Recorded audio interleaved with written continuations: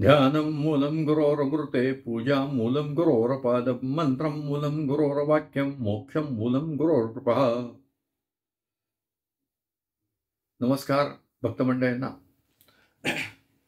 आपण माझं चॅनल मोक्षगुरू रामकृष्ण सरस्वती गुरु हे बघत आहात. मी आज गुरुपौर्णिमा आहे. या गुरुपौर्णिमेवर या चॅनलचा पहिला व्हिडिओ मी आज आपल्या पुढे सादर करत आहे.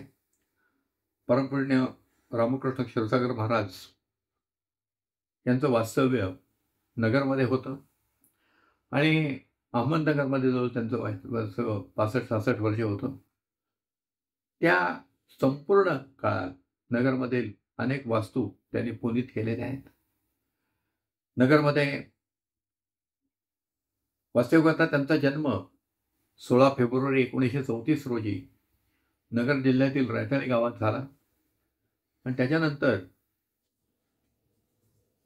त्यांचं पितृछत्र हरपल्यामुळे त्यांना त्या कुटुंबाला नगरमध्ये वास्तव्य करावं लागलं. अत्यंत हलाखीच्या परिस्थितीत सद्गुरूंचं बालपण गेलेलं आहे. पण त्या हलाखीत देखील सद्गुरूंना ईश्वराचा साक्षात्कार पांडुरंगाच्या स्वरूपात वयाच्या 7व्या वर्षी झाला. बालवयात ज्यांना ईश्वराचा साक्षात्कार होतो ती मंडळी, ती व्यक्ती ईश्वरी कार्याकरता जन्माला आलेली असते. म्हणजे देहभावना जागृत होण्याआधीच ईश्वराने त्यांच्या देहात प्रवेश केलेला असतो. पांडुरंग स्वरूपात त्यांना दर्शन झाल्यानंतर त्यांना गाणगापूर येथे श्रीमंत नरसिंह सरस्वती महाराज यांनी बोलवलं आणि त्यांना दर्शन दिलं आणि तपश्चर्या करण्यास प्रवृत्त केलं. अर्थात हा अनुभव गुरुदेवांनी अनेक वेळा सांगितला आहे. पण जन्मजात आता हे जे सत्पुरुष जन्माला येतात ते कर्मसिद्धांताप्रमाणे येत नाहीत. तर परमेश्वराचं काहीतरी विहित कार्य करण्याकरता या अवलीवर आलेले असतात आणि त्याच्यामुळे त्यांच्या जन्माबरोबर अनेक गोष्टी सुरू होत असतात. सामान्य लोकांना या कळत नाही. सामान्य लोकांना हे कळत नाहीत. आता या ठिकाणी सद्गुरू जन्माला आले. लहानपणापासून त्यांनी काही त्यांचे कर्तृत्व या मार्गातलं दाखवलंय. त्याची मी हळूहळू चर्चा आपल्याशी करणार आहे. पण माझ्या दृष्टीने आमच्या सद्गुरूंमध्ये जी गुणवैशिष्ट्य होती ती फार महत्वाची आहेत. त्यांच्याकडे जन्मजात दैवी गुण होता. ते आदर्श शिष्य होते. श्रीमंत नरसिंह सरस्वती महाराज ते आदर्श शिष्य होते. आदर्श शिष्यत्व त्यांच्याकडे होते. त्यांची स्मरणशक्ती अत्यंत तीव्र होती. अत्यंत शिस्तप्रिय, उदार दातृत्व होत. सत्य संकल्प येते. मुखातनं शब्द बाहेर गेला की तो सत्य होणारच अशी प्रचिती भक्तांना येते. भक्तवत्सल आहेत, स्मर्तुगामी आहेत, दयाघन आहेत, करुणाकर आहेत, दीनदयाळ आहेत, त्रिकालज्ञ आहेत, अंतर्यामी आहेत, आधारवड आहेत, प्रज्ञा जागृत आहेत आणि मोक्षदायक आहेत. ही जी गुणवैशिष्ट्य आहेत या गुणवैशिष्ट्याने अनेक भक्तजनांना अनुभव आलेला आहे. आज मी याची सुरुवात करताना आता जे तुम्हाला बोललोय त्याप्रमाणे प्रत्येक गुणाचं करेन याच्यातला भाग नाहीये. निरनिराळ्या गुणांचे अनुभव मी सांगणार आहे आणि ते माझ्या युट्यूबला एकत्रीकरण करण्याचं मी ठरवलेलं आहे. ज्याला प्लेलिस्ट म्हणतात त्यामध्ये ती एकत्र होईल. माझ्या सद्गुरूंकडे जन्मजात दैवी गुण होतो. मी सद्गुरूंना दत्तात्रयाचा अवतार समजतो आणि मग दत्तात्रयाचा अवतार असल्यामुळे त्यांना जन्मतःच परमात्म्याने साक्षात्कारित केलं होतं. म्हणजेच त्या दृष्टीने ते ज्ञानी होते. आपल्याकडे ज्ञानी या शब्दाचा अर्थ आपण सगळे मंडळी व्यावहारिक ज्ञान घेतो, पण या अध्यात्म मार्गात ज्याला ज्ञानी म्हणतात त्याला ईश्वराचं ज्ञान होणं अभिप्रेत आहे. ईश्वराचं ज्ञान होणे. बरेच लोक पोथ्या वाचतात, पुराण वाचतात आणि त्यातनं प्रवचन करत असतात. आता मी जे करतोय तोही त्यातलाच एक भाग आहे, पण मी ज्ञानी नाही, प्रवचनकार ज्ञानी नाही. असे जे सत्पुरुष जन्माला येतात, ज्यांना परमात्मा दृष्टांत देतो, दर्शन देतो, ती मंडळी ज्ञानी असतात. जे महात्मे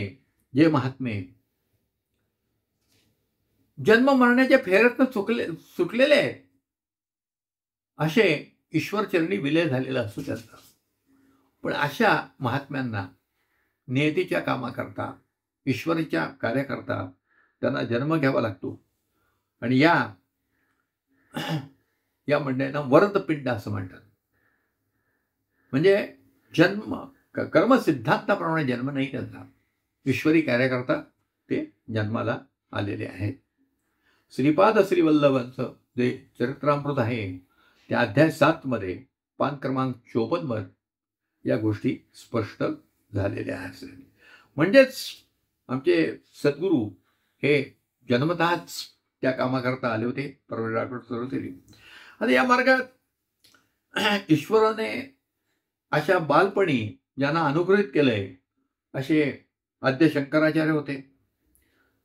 त्याच्यानंतर आपल्या ज्ञानेश्वर माऊली आणि त्यांचे 4 भावंड यांनाही बालपणाचाच तो अनुभव ईश्वराने दिलेला आहे. परमपूजनीय नरसिंह महाराज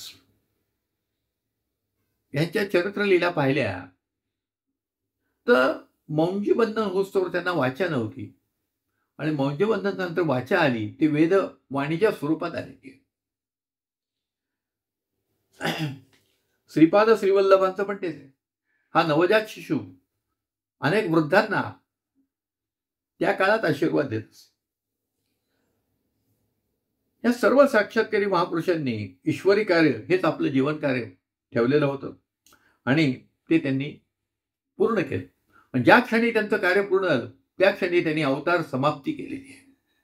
अत्यंत लहान वयात ही मंडळी आपल्या नजरेच्या टप्प्याच्या बाहेर गेलेले आहेत.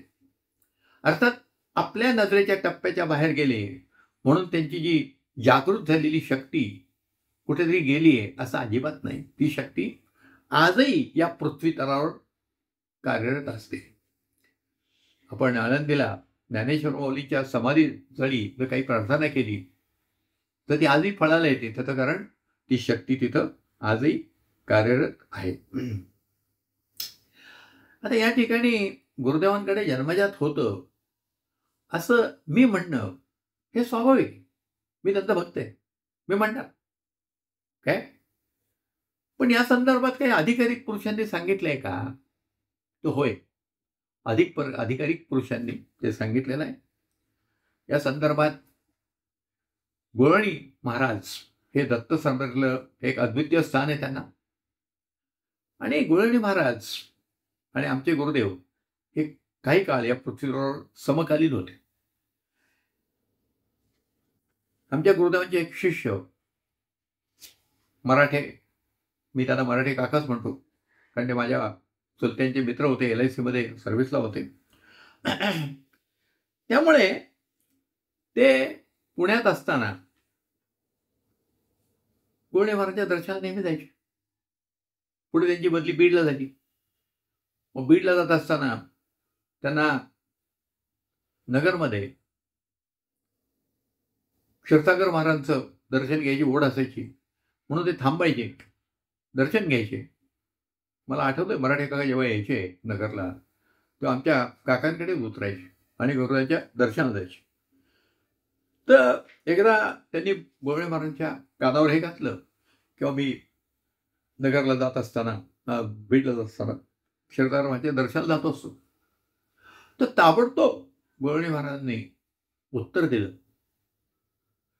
की आम्ही जे तपश्चर्याने मिळवलंय ते त्यांच्याकडे जन्मजात आहे. आणि त्यांनी जरी तुम्हाला हाकलून दिलं तर त्यांचे चरण आता सोडू नका.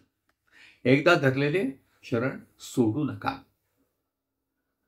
हा गोळणे महाराजांनी सांगितलेला आहे. गोळणे महाराज त्यावेळेस वयाने वृद्धत्वाकडे झुकलेले होते आणि आमचे गुरुदेव युवावस्थेत होते. मला अजूनही आठवते की पुण्यामध्ये जेव्हा माझ्या घरी गुरुदेवांचं वास्तव्य असायचं किंवा पुण्यामध्ये जेव्हा जेव्हा गुरुदेव यायचे तेव्हा त्या काळात गोळणे महाराजांच्या दर्शनाला ते जायचे.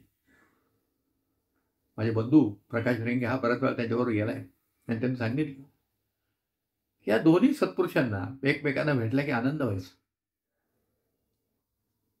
अर्थात ते काय चर्चा करायचे हे आम्हाला कायच नाही तेव्हा, पण आनंद व्हायचा. असाच एक अनुभव गुरुदेवांच्या मराठे काकांच्या ज्या सौभाग्यवती होत्या त्यांना आलं. मराठे काकू पुण्यामध्ये जे या ठिकाणी हरे कृष्ण जो मंदिर आहे, आश्रम आहे आपल्या सारसबागेजवळ, तिथं दर्शनात जात असत. आणि तिथल्या ज्या माताजी होत्या त्यांचं इथे दर्शन घेत. एकदा भक्त मंडळीत माताजींनी त्यांना पाहिलं आणि ताबडतोब जवळ बोलवलं आणि म्हणले तू फार भाग्यवान आहेस, तुला श्रेष्ठ असे सद्गुरू लाभलेले आहेत. आता हे असं म्हटल्यामुळे माताजींचं दर्शनाला मराठी काकू पुण्यात आले की जायच्या. एकदा माताजींची तब्येत बिघडलेली होती आणि मग त्यांना कळलं, मग त्या दर्शनाला गेल्या. पण सेवेकरी काही वर कोणाला जाऊ देत नव्हते.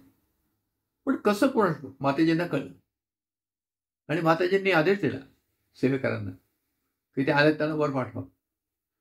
आणि मग मराठी काकू दर्शनाला गेल्या.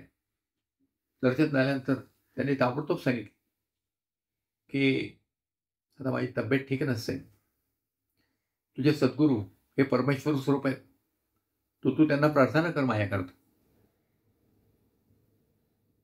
आणि मराठी काकूंनी नगरला जाऊन ही सगळी हकीकत सांगितली आणि प्रार्थना केली. तेव्हा ताबडतोब आमच्या गुरुदेवांनी मराठी काकूंना सांगितलं की माताजी या थोर कृष्ण भक्त आहेत, त्या राजघराण्यातल्या आहेत, पण त्यांना मृत्तिका आणि सुवर्ण समान आहे अशी त्यांची पात्रता आहे, अशी त्यांचे आदर्श आहेत. आता या दोन्ही व्यक्तींनी म्हणजे माताजींनी आमच्या गुरुदेवांचं दर्शन घेतलेलं नव्हतं किंवा आमचे गुरुदेव माताजींना कधी भेटलेले नव्हते. पण हे जे साक्षात्कारी व्यक्ती असतात त्यांना एकमेकांच्या बद्दल माहीत असतं, एकमेकांच्याबद्दल माहीत असतं. आणि मराठी काकूंना ताबडतोब उद्देशून ते म्हटले कशी आमची वायरलेस यंत्रणा, म्हणजे किती हे होतं. हे जन्मजात जे गुण आहेत त्याच्याबद्दल मी आज आपल्याशी बोललो. मला हा व्हिडिओ फार मोठा करायचा नाही आहे. आज गुरुपौर्णिमेच्या मी सर्व भक्तमंडळींना शुभेच्छा देतो. आपापल्या सद्गुरू जिथे असतील तिथे त्यांचं पूजन करा. गुरुपौर्णिमेला गुरुदर्शन घेणं हा आपला हक्क आहे असं आमचे सद्गुरू सांगत असत. त्यामुळे आज आपण ते करावं आणि हा माझा व्हिडिओ ऐकावा. श्री गुरुदेव दत्त.